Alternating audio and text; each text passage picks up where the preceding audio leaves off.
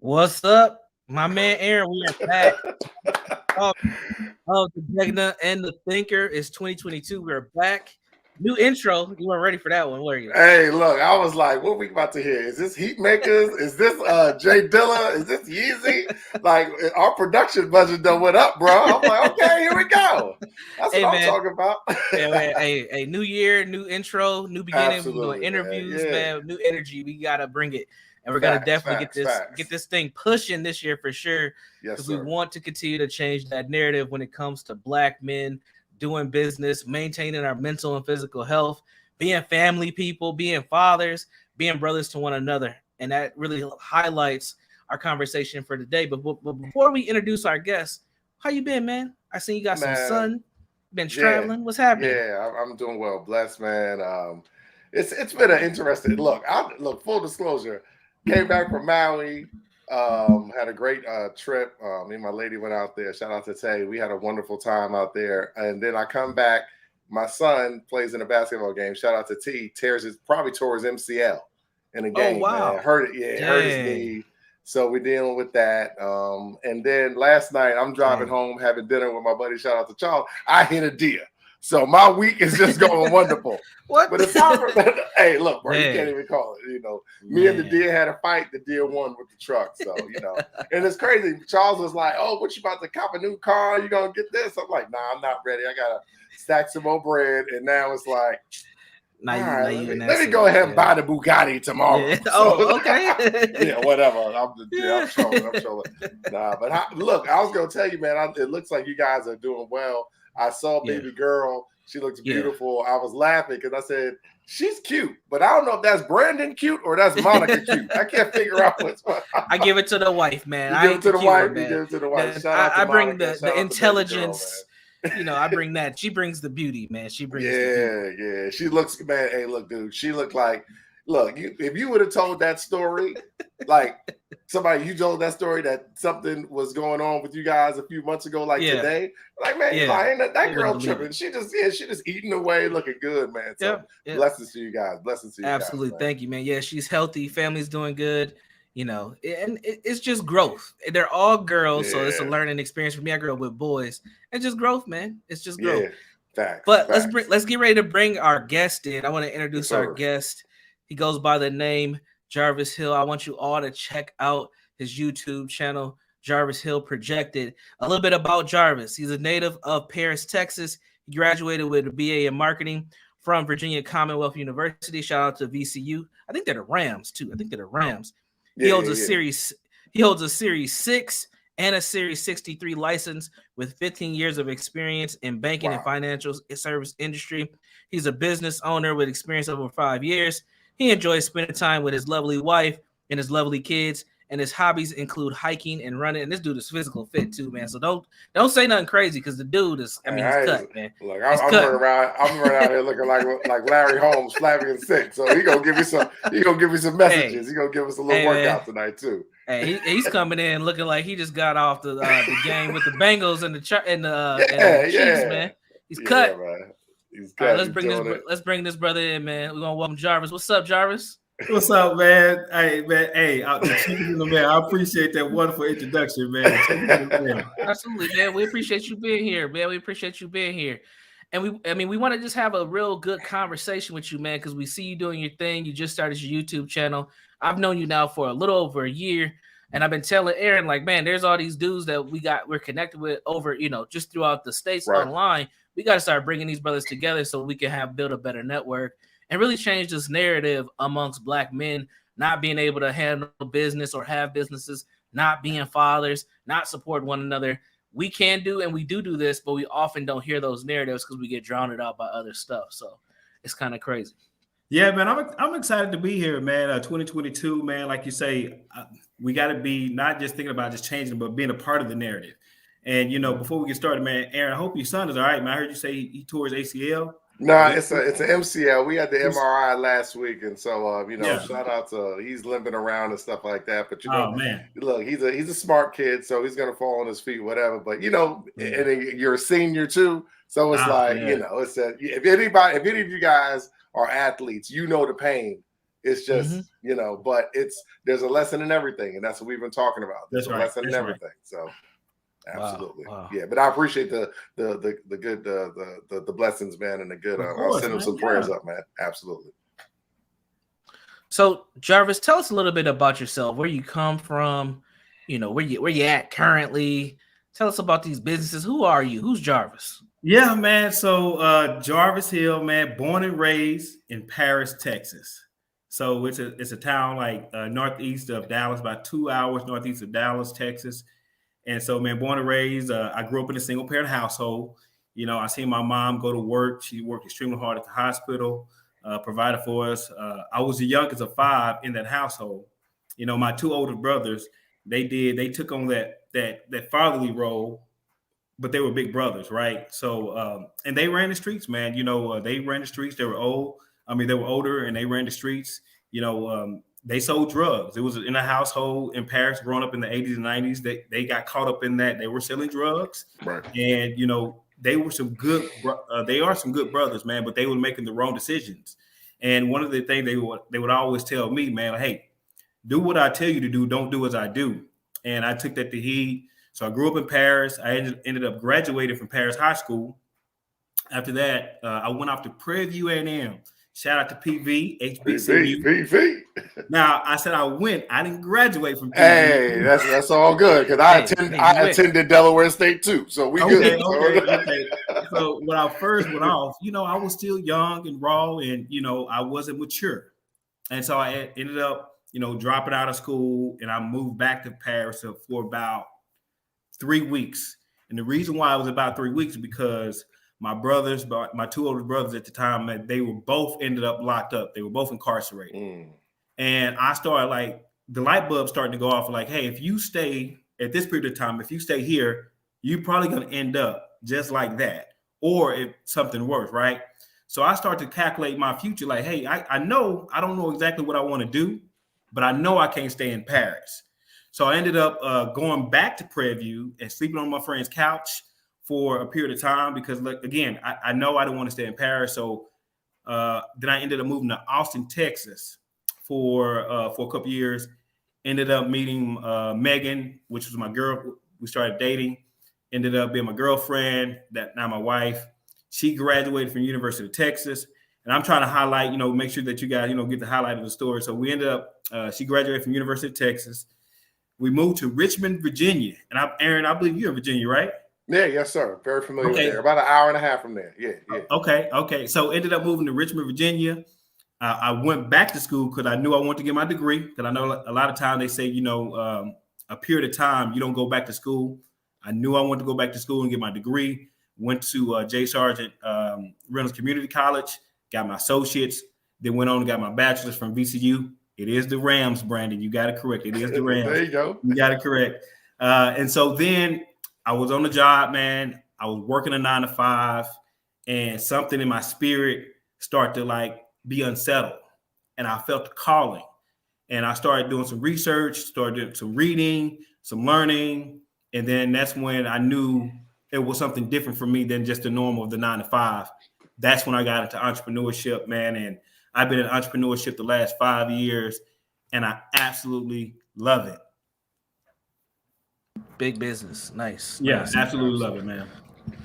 So tell us a little bit about some of your entrepreneur endeavors, because you got several of them. What businesses are you diving into these days? Yeah, man. So, man, what am I not diving into, man? I try to do a little bit of everything, man, because once you're like, I don't know the exact saying, but once the mind is expanded, it cannot go back to its original form. Mm-hmm. And so now that my perspective is wide open, it's, you know, I want to tap into a little bit of everything. Nothing is off limits to me anymore. But right now, I have my own clothing line. It's called Atlas. It's going to be a sports apparel line. You know, I'm in the trucking and transportation business. I own a few box trucks. I love the transportation business. I also do insurance. I have my own YouTube where I bring on entrepreneurs, executives, or people who are trying to promote their business, things like that. So, in real estate, you know, love real estate, man. Love real estate. And so that's what I'm into right now, Brandon. Got you. So you graduate college. right? You feel like something ain't right, and you pivot. Tell us what was going on for you during that time? Because that has to be scary, right? You done went and invested all this time, energy, getting a college degree, and then you get into this 9 to 5 job, and you're like, "Man, this ain't right. This ain't for me." And you make a shift. What was that like for you? Like, what was your mental state? Yeah, man, it was over a period of time, right? So when I first moved to Richmond, I got a job at the bank, and I absolutely loved it, man, because I was able to meet and learn a lot about money and finance working at the bank. You learn a lot, and I try to encourage a lot of people, man. If you try to get an internship or anything you can, Yes, go facts. through the bank, because you learn a lot about money and finance. And growing up in the projects and the household, my brother dealt with a lot of cash, and I didn't learn about credit and how to handle all these different things that we don't learn through K through 12.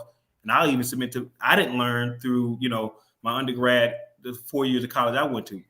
So, I got a job at the bank, and I was a hard worker, man. And I was at the bank for about 10 years. I started off as a teller. Man, about year 1, year 2, I got promoted to like a personal banker, working hard, climbing the corporate ladder. All the meanwhile, going back to school to get my degree. And man, I was on track to be with executive leadership.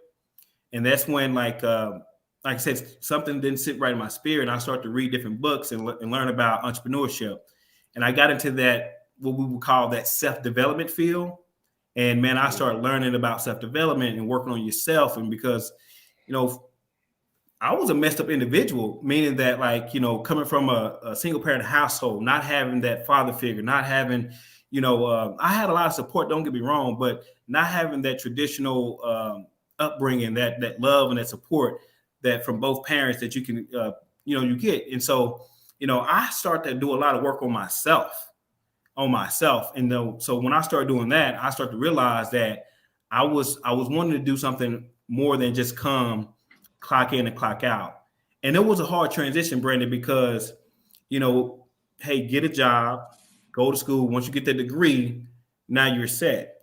And then when you go the non-traditional route, entrepreneurship, starting from scratch, taking ups and downs, it's a lot that comes with that. And you looked at, you kind of ostracized, like, hey, you're doing well, you got a nice career. Why are you messing this up? And so the mindset was, man, like, I just got to do it, man. I have to do it because I don't want any what ifs. So it was very challenging, Brandon. It took a while to get there, man. It took a while to transition from leaving the 9 to 5 to transition to starting your own business. Because look, you got to sell the people around you, right? At the time. So I got married in 2007.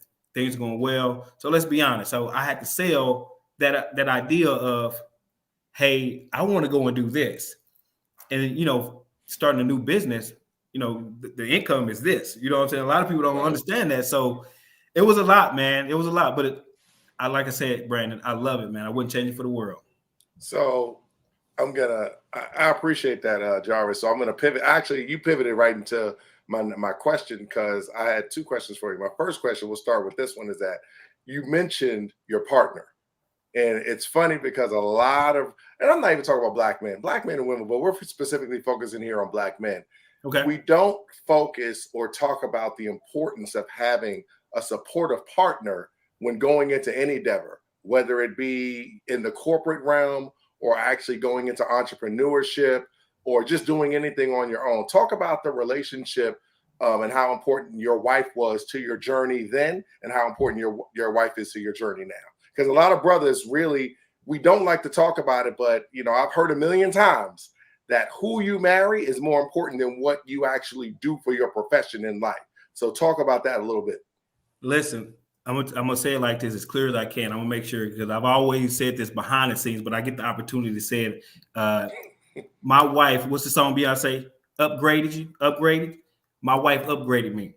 So when I met this sister back in 2006, she was at the University of Texas, driven, knew what she wanted. And here I was, at the projects doing my thing. And she had this type of energy that if you was going to be around her, you couldn't come half stepping. Right. And so she elevated me just by being around her. And so it was mission critical for me to have that type of woman in my life, man, because she was driven. And I knew, like I said, I knew I didn't want to be in Paris around what I was around. But when I got around her, my mindset again started to evolve around goals. She had a mother and father in the household. She learned a lot about credit, and she started talking about different things. And I was just like, what? Whoa, all this is information is out there. And like, I didn't get all this.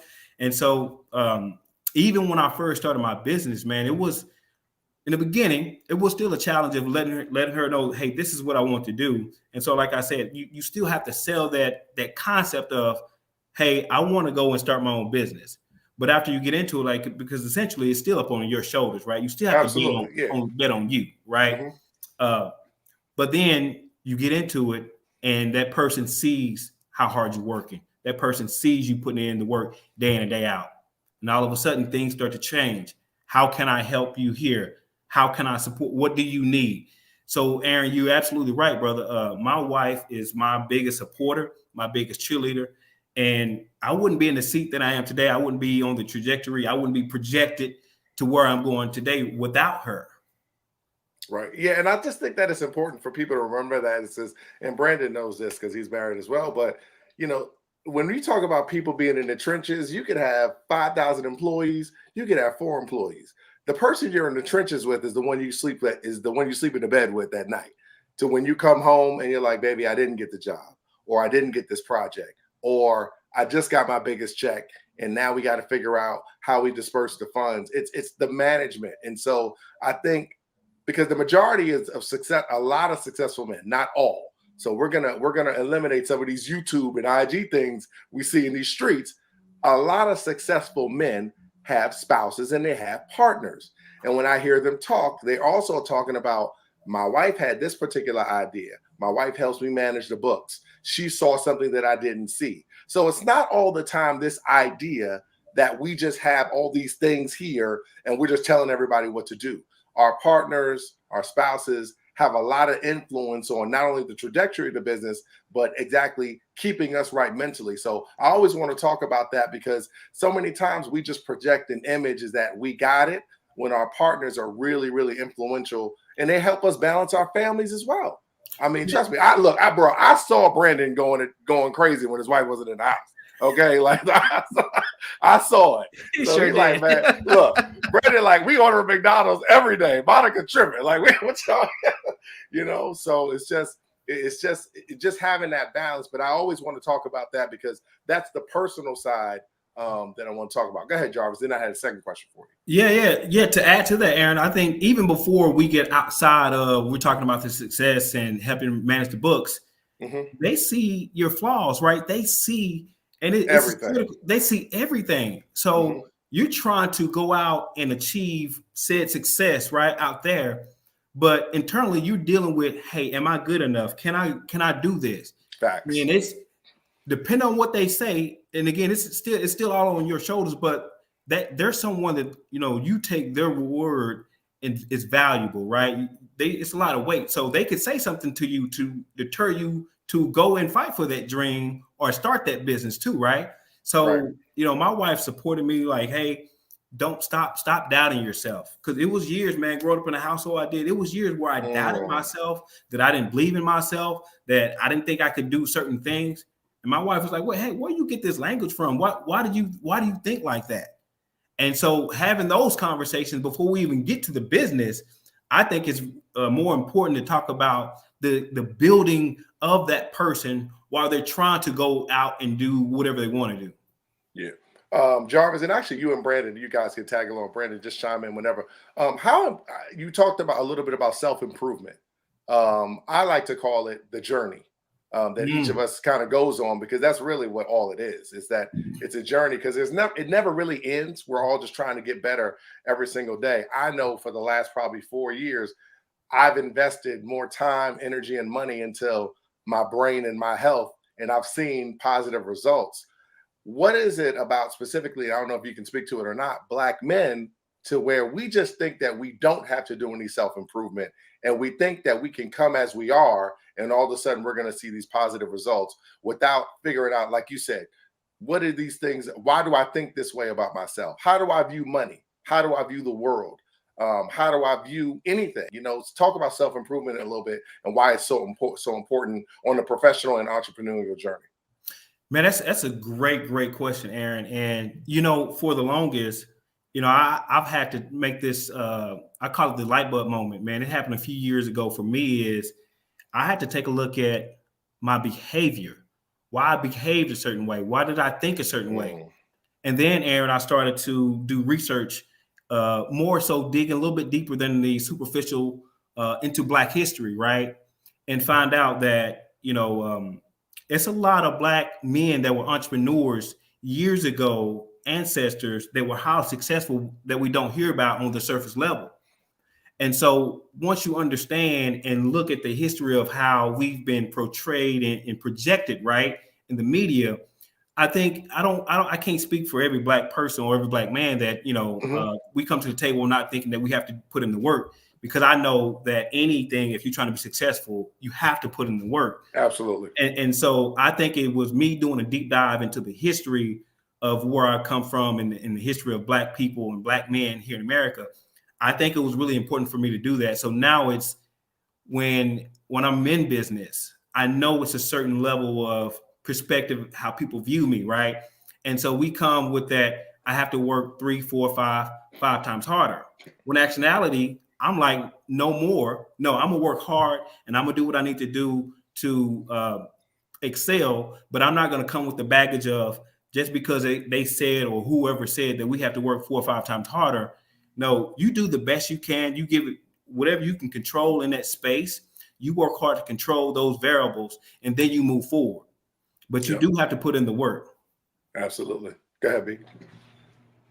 Yeah, man. I mean, personal development has to be a part of everything we do. We have to always see ourselves as growing and continuing to grow, which is very, very important. But I think what ends up happening is due to our past, our relationships, we stop growing ourselves because we feel guilty a lot. Kind of like, what is it called? Survivor's remorse. You ever heard that term before? Yeah. Yeah. Have you ever? And neither one of you can answer this, but as you have gained some level of success, because the other part of the journey is you're never really full, right? There's always that next level. It's always keep going. But as you've gained some success, I'm pretty sure both of you heard stuff like, "Oh, you made it," and you know, if people are happy for you and they feel like the journey has just like stopped because you've reached a certain level of success in their eyes, that's good enough. But that hunger just keeps feeding you. So, do you ever feel survivor's remorse? Do you ever feel guilty about the success that you have as a Black man? Absolutely. Yeah, man. I feel it. I feel the weight, right? And what I mean by that is, you know, coming from Paris, knowing the situation that I would say I made it out, right? Meaning that I didn't get caught up in the drugs and the violence, and you know, I don't have, you know, I'm married. My wife and I, we don't have any outside kids, right? So I do feel that pressure as a Black man because I want to make sure that I not only, like they say, you know, be the change you want to see. And so I'm living this life of I'm trying to do the best I can and inspire the young men and women who are behind me coming up, right? And I have kids, right? And so again, you know, you have that, but at the same time, I am human. And I make mistakes. And so now that I've learned to, you know, put things in perspective and not really get caught up in so much, you know, that the world is on my shoulders, because it's not. You know, I'm just one man doing the best I can and trying to share information, trying to give the information that I've learned and pass it on. I'm a good steward of information. I see people get information. I went to different people. Hey, you know, I'm trying to get in this field. Can you help me out? No. Okay. And they may look like me. No problem. I understand. So I go to the next person. Well, if I can't get it from you or there, I'm going to find it some way, right? And then once I find it, what am I doing with it? Am I sharing this information? Am I being a good steward? Am I doing those same people who come to me for information? Am I going to treat them like somebody treated me? No. If you want to understand, if you're trying to get in the transportation business, you can check out my YouTube. I did a few shows trying to help people. So I think it's not even about the narrative. I'm living the change of the narrative, right? So people talk about we don't work together. This is a true, like this example here. Brandon Aaron, we're on here, we're talking about information. We are here to be intentional about helping share the information, and we're changing the narrative. Yeah, I don't, Brandon, you know, we've talked about this a million times. I don't feel survivor's remorse because the thing is that I don't, right now, I'm not on the winning team. That's the question. Am I playing for the winning team right now? So it's like being in a basketball game, right? And I drop 90, but we lose by 40. Are we winning? That's a question. I might have won individually, but if everybody behind me is not winning, then I don't look at that as winning. And I agree with Jarvis. Like, we have to be the change. We have to set the example. We have to do everything that we're supposed to. My son just walked in, you know, and my oldest son. Why are you even at the house? You ain't even telling me he's coming. Anyway, but I'm going back. Whatever. Bye, Chris. What up? Love you, boy. But he's just came from college. It's crazy. Kids. Hey, Aaron. Let me say something real quick. Because I don't think I touched on the self-development piece. You know, Maya Angelou once said, once you know better, you do better. Absolutely. And I tell my kids, I have my own personal library, and I have some books. I keep books all around me, in front of me, because like if I'm on lunch break or if I'm doing something, I have a break. You constantly have to feed this. And so once I understood that self-development is a key critical piece of any person's success, whether it's in business or whether it's on a job, I recommend you always take the opportunity to learn and grow, because it's untapped. I mean, it's the potential to learn is always going to be there. Right. And so self-development is huge, Brandon. Like I said, I want to make sure that I talked about that, because that's kind of what changed my mindset as I started reading books. And then once I started like reading books, it expanded and broadened my level of thinking. And so once that happened, ultimately my environment changed.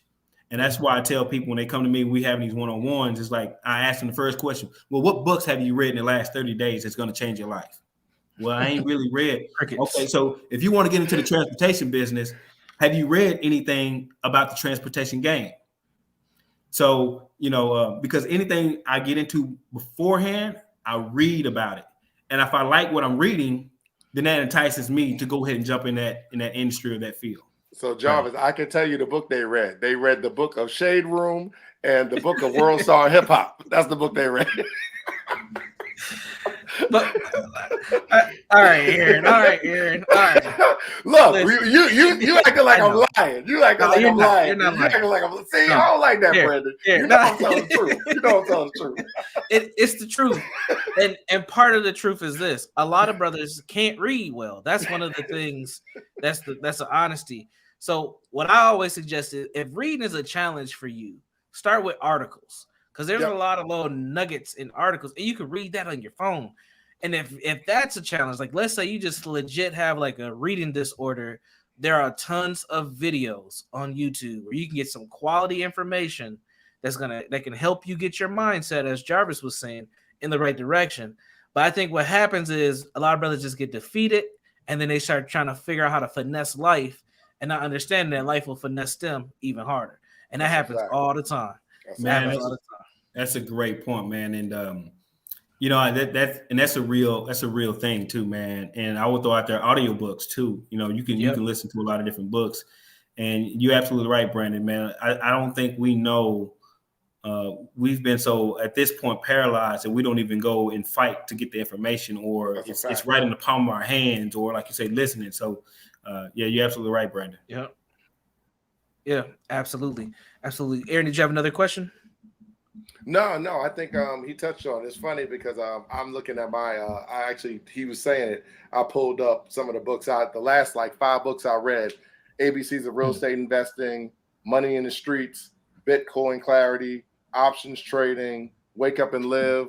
One of my favorite books, man, is Good to Great. And I would suggest any entrepreneur actually read that book, because it talks about companies that might have been doing well. And then what was the next step in order for them to go from being a good company to an excellent company?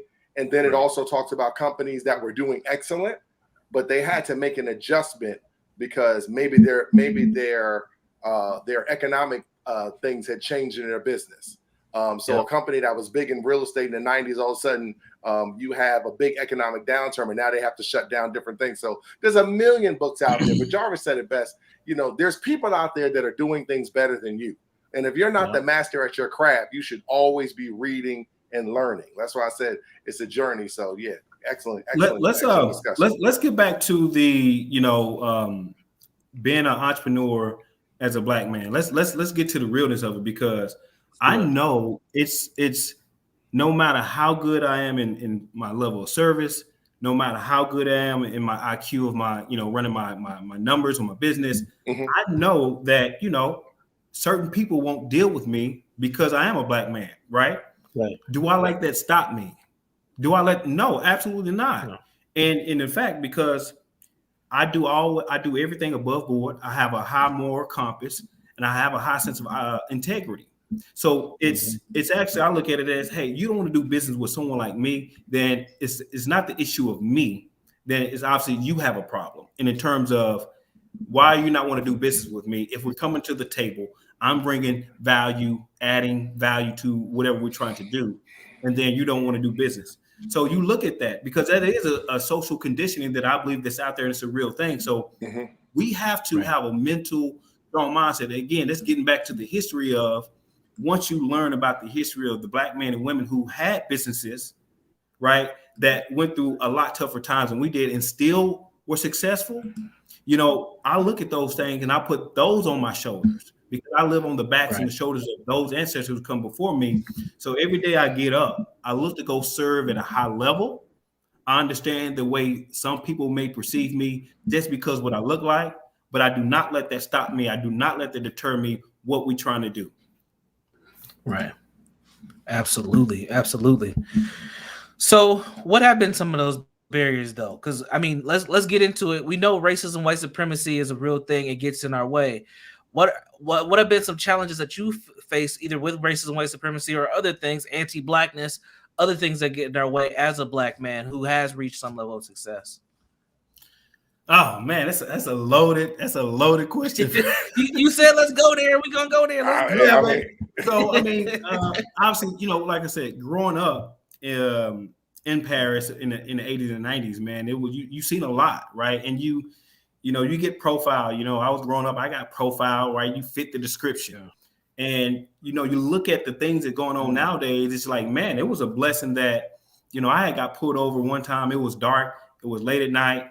And the police officer, it's a guy that had a similar name, same name as me, but he was an older gentleman, right? And he had all these different things on his record. And so the police officer, man, was just smiling ear to ear, like, yeah, we got you, saying some different things to me, like, yeah, we got you. And I was young at the time. I was still in high school, and I was playing with the police officer. I was like, yeah, that's me. And then after a while, I've seen it was getting serious. I was like, hey, wait a minute, that you got the wrong Jarvis Hill, right? And at this point, he was ready to take me to jail because he had already, just surface level, didn't really look into my information. But when I started telling him, hey, no, this is not the same guy. So I've experienced it at a high level. You know what I'm saying? That's just one example. Even business. You, like I said, you have people won't even deal with you because of what you look like, right? I've had people come to me and say certain things. And you know what, truth be told, I'd rather you come to me and say, hey, I'm not going to do business with you because of what you look like. I would respect you more versus the hidden, secretive moving around because of what I look like, right? So I think it's a real thing, Brandon. But at the end of the day, again, I look at my ancestors, man, and I have to keep referring back to that, because if we continue to let that be the topic, driving point of what we're trying to do, then we'll keep going in circles. So we have to break this cycle. And, I'm not for one to go in circles. We could talk about a problem, like I tell my team, or, even my household. We could talk about the problem, but what's the solution? And I think for me, Brandon, the solution is, taking care of the household. I have my kids, I have my wife. What am I teaching them? I have to start under my own footsteps. What am I teaching them? How am I teaching them how to live, right? And then from there is, how am I impacting the community? Am I in the community giving back? Am I in the community showing love? What am I doing? And then from the community, then it rolls big. What am I doing for the state, right? Then what am I doing for the? So it's me trying to get in a position to have a bigger impact, to continue to live that change of the narrative that we're trying to have. So Jarvis, I know that you were talking in the beginning about if you don't mind talking logistics on things, like the trucking, for example. What was the mindset for you to get into trucking? Because we've got a lot of viewers out there. Thanks for everybody. Make sure you smash that like button, share this with a friend if you found the information constructive. What made you get into trucking? What was your mindset out there? And then logistically, how many trucks you have and how long have you been doing that as well? Yeah, man. So that's a great question, man. So I love the transportation business, Aaron. So another one of my businesses, I have a customer, man, and he owns like 10, 11 box trucks. And he had been talking to me about years, and I was just focusing on building this business because, you can't get in business and start working on one business and leave it and you got to get it up and running. So this. Hey, Jarvis. No, I'm staying with you. When you say box trucks, because literally I want to go like elementary school. Box trucks. What's the size of those? Like how big, square footage, everything. Like get it. There's somebody out there right now that's like, man, this brother got 5 90-footers or something. I'm like, no, we got to break it down for the people. We got to break it down. I got you. Yeah. Okay, so a box truck is a commercial vehicle, right? Yeah. It's a 24 or 26 foot commercial truck, box truck. Cool. So it's 26,000 gross vehicle weight or less. So when you think about a box truck, think about like a U-Haul moving truck, but it's not. It's similar to that. Okay, and you see them all the time on the road, right? So this gentleman will start to tell me about the box trucks business and what you can do to make money in them. I'm like, okay. So about a year or so after the fact, the light bulb went off. I started reading. Again, I started doing some research before I got into it. And then once you start learning about the business of transportation, man, you always need, if I can get this in them, stuff has to be moved. Freight companies are always moving stuff. So you see the 18-wheelers on the highway. So things always have to move, right? So it's the industry that's been there that's not going anywhere. Right.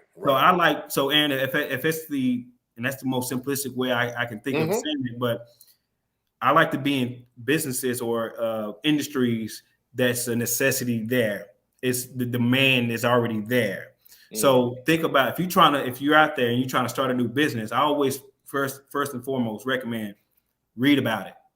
And then once you read about it, you come back and you tell me how excited you are about, the cleaning business. That's a huge opportunity, right? Offices always have to be clean.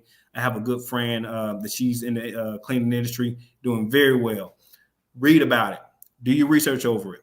And then once you do that, then you start making the steps to go. So I have 3 box trucks, Aaron, and I have a dispatcher in-house. And a dispatcher is someone who brokers the load for my drivers, and then they call the driver to dispatch them to go and pick up the load, from A to B. Wow. Acquisition of those trucks, did you get all 3 at one time? Was the first truck easier to get than the last truck or No, that's a great question. So if I can go back to the very beginning, and I did a lot of stuff on my own. And what I mean by that is I had to set up my own authority. So I set up my own authority.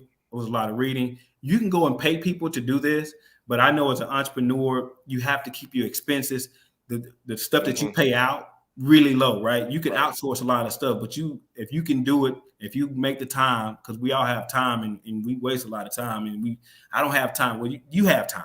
You have time. And so I went out, I got my own authority. Excuse me. So my first truck, I had set up an LLC a few years ago. And so credit is good. Again, learning about credit, being my wife and changed my mindset years ago. So my credit is solid. And so that first truck wasn't hard to secure. So we financed it through the company and we got rolling. We got a driver and we paid top end. The range is like 20 to 25%. We actually paid like 33% of the load. So if a load is paying, $700, we paid 33%. 33. Gotcha. Yeah. Okay. Yeah. So then we got the first truck, managed the expenses because I'm all about the numbers. I'm all about the numbers. You have to watch what you spend. You can talk about bringing in the money all day long, but if you don't watch what's going out, then everything you got coming in is like going out the door too. So you have to be mindful.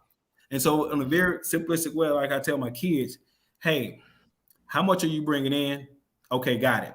And then how much is going out? You have to explain to me how much are you spending too versus how much you have coming in. You have to balance it out. Right. From there, Aaron, about 3 months in, the business is going so well, I was able to leverage the numbers off that and go back to the bank, OPM, other people's money, and finance a second truck. And again, got a driver, things going really well. And so again, we've been doing it about 12, 13, 14 months now. And so the industry right now, the box truck industry is it's hard to get.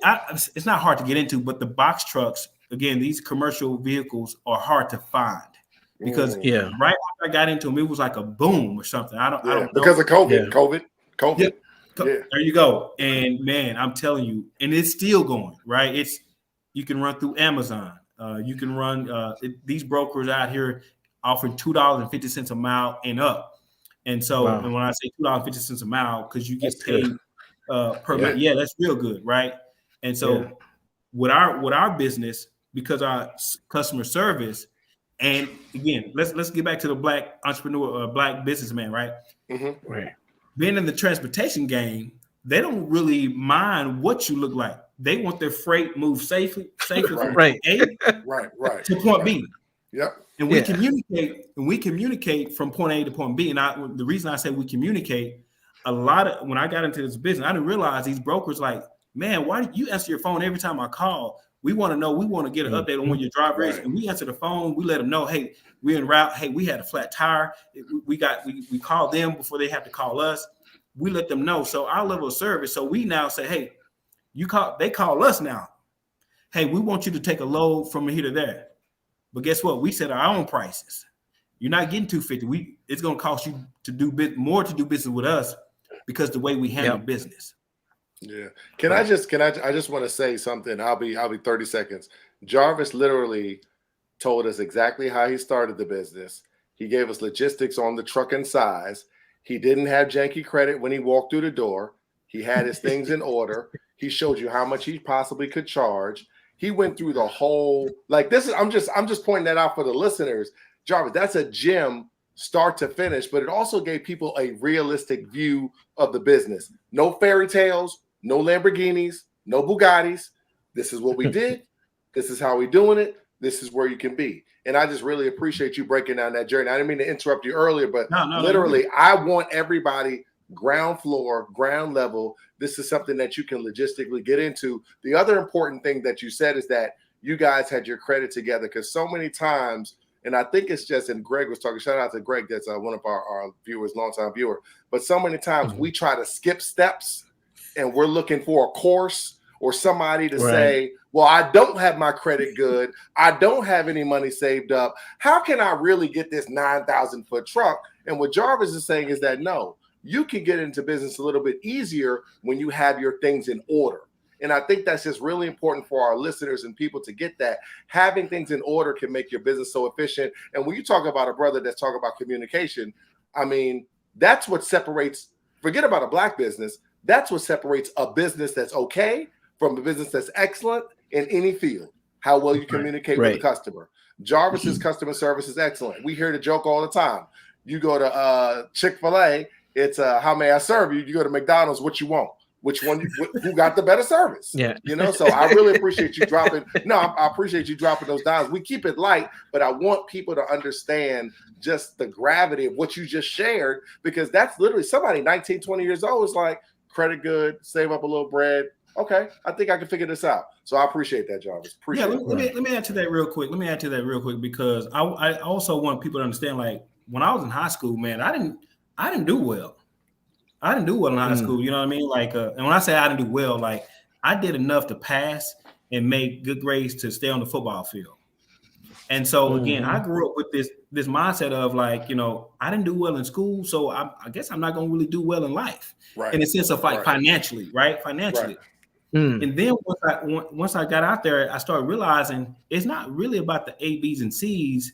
It's about like how hard you invest in yourself. Again, like I keep the books around me. You know what I mean? Like I grade myself at this point. You know, every single day, did I get an A? Meaning that did I invest in myself? Did I invest in my wife? Did I invest in my kids? Did I invest in my business? Did I invest in my customers?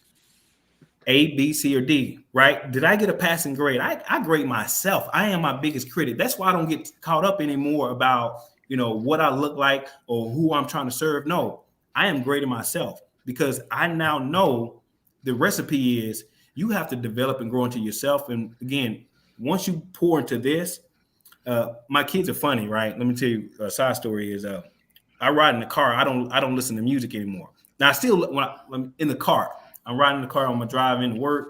I don't listen to music, and they'll be riding with me. You know, but why you don't listen to music? Because I'm controlling what I put in here. I'm controlling what I make sure that what energy that I'm putting into here. So I may have a CD on of a motivational speaker, and it may be playing in the background, but you have to be mindful and not get caught up into feeding this negativity, man. Because let me tell you, it's easy. It's easy to get caught up on, you know, the social media and all these different things. And, you know, I just don't have time, man, with kids and wife and businesses. I don't have time to do it. So, you know, again, my time is limited in terms of me trying to grow and expand. We have to be mindful of what we're doing and how we're doing it. Absolutely. So we got about 12 minutes left. I got one question to ask. It's a little loaded, so I hope you're ready, Jarvis. How do you define success? Good question. So I'll tell you, my clothing brand is Atlas. I don't know if you can see it. I'm a shameless plug. Yeah, we got it. Oh, it's cool because we about to get two hoodies. Go ahead, B. What's your size? That's right. So, let's go. Plug away. So my clothing line is Atlas. So God gave me the vision back in 2017. I did a speech at my own high school. And the speech was GPS. Activate your GPS. Everybody used GPS before. You go to a new city, you put it in your phone, and it tells you how to get to where you're trying to get to, right? It tells you the time, the distance, gives you the best route. And this is getting to the question, right? So it's a long-winded answer to your question. Your time. Go for it. You got time.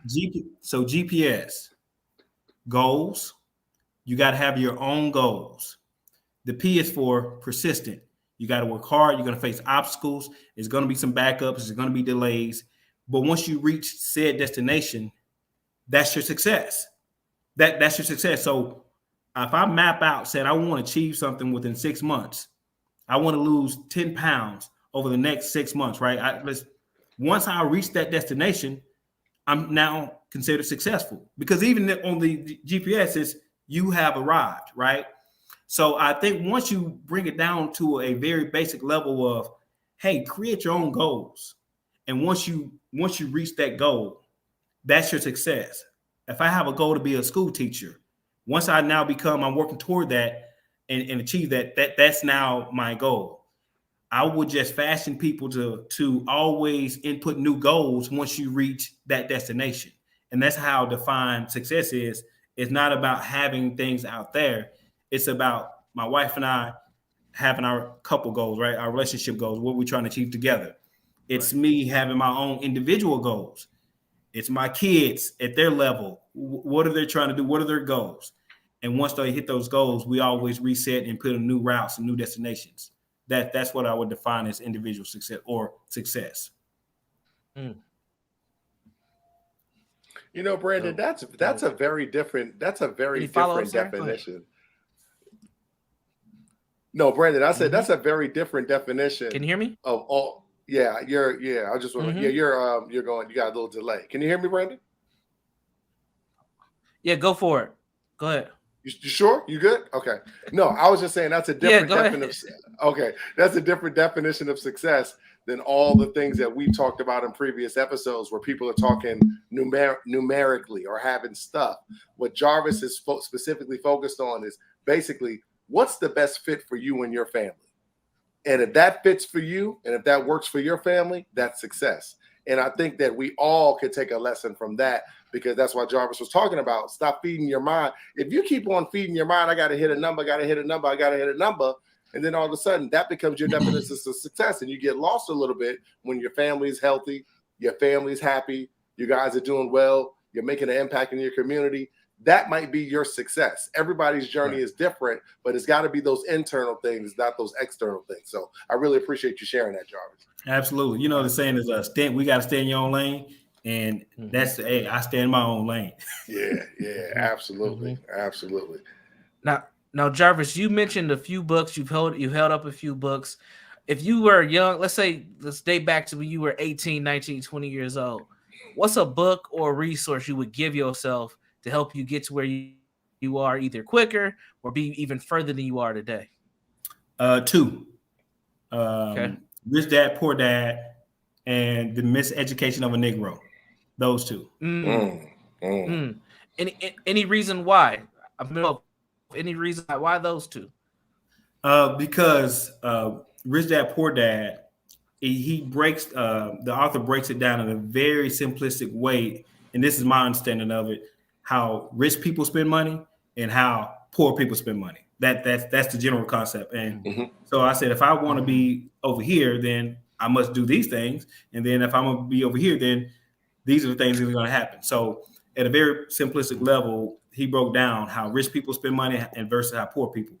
And then the miseducation of a Negro, again, getting back to that history and understanding who you are and where you come from and how the world may view or see you, and how we've been, the media has portrayed us from that standpoint. So now I can navigate the world with the lens of me seeing how I'm saw, right?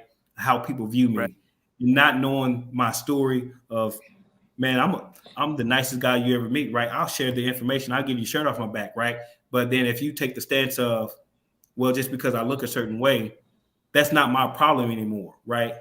But I have to know these things to move forward. So we have to learn about our history. Absolutely. Cool. Absolutely. Now I was gonna say, Jarvis, make sure you let the people know how to find you. What's the YouTube page? Give them the links. Give them everything. Give your family a shout out. Whatever you want to do. Floor is yours. Yeah, man. You know, I'm out. Like I said, man. Jarvis Hill Projected. It's on YouTube. Shout out to all my supporters, man. Because Paris, Texas, from 903, small town, man. But I love it because the people are amazing. Man, I think that's it, man. Just Jarvis Hill YouTube right now. Jarvis Hill Projected on my YouTube. I'm doing some things differently on my Instagram. It's Jarvis Hill Projected. So you go to it. I'm changing it up. But that's it right now, man. YouTube is Jarvis Hill Projected. Instagram is Jarvis Hill Projected. Keep it simple. Cool, good deal. Brandon, Perfect. You got anything you want to finish with? No, I'm just proud of this brother, man. Like, this dude is inspiration. And I think that a lot of times we talk about heroes and they're these celebrities, but we got everyday heroes out here that don't get to shine. And I really want to see this man's channel get that platinum YouTube button with them, million subscribers. Cause you're offering something that a lot of people ain't offering, man. You're giving a different perspective on how you can make it from a small town, dealing with adversity, and still progressing and working themselves. You're not putting yourself out here like, I have arrived, I've made it, and this is it. You're putting yourself out here like, this is the journey. And I think that we need more narratives like that. And you're doing it and being a husband and being a father and being a role model. And that's important. So I want people who watch this to definitely go ahead and subscribe to Jarvis Hill Projected on YouTube. I put the link in the chat. And it's also in the description of this video. So make sure y'all go over and subscribe. I don't got anything else, man. I think Jarvis, you nailed it today, bro. Hey, yeah. Aaron, man, nice talking to you, man. And Brandon, again, brother, we've been working together for last year and a half, 2 years. Yeah. Thank you from the bottom of my heart, man, because you helped peel back a lot of layers that I didn't know was there, and you've helped me get stronger, man. And so I wouldn't be, again, man, I want to make sure that people know you're the real deal Holyfield. So hey, man. If you guys don't know, Brandon is an amazing coach, counselor. I don't know what you. He all that, every single one of them. He everything. Brother's amazing. So let me just say thank you, brother. Yeah. Appreciate it, man. Appreciate it. All right, I think that's gonna wrap us up for today, man. This has been another installment of the Jegna and The Thinker. We are back 2022. We're gonna have more interviews, more other types of content as we go. We're gonna just really build this thing out. So we appreciate y'all for coming through. Shout out to Greg West. Shout out to Ash Char. Shout out to Chaos Reigns. All our long-term supporters and listeners that continue to come back when we show up. And we will see you all again in about a week or two. Peace. Peace.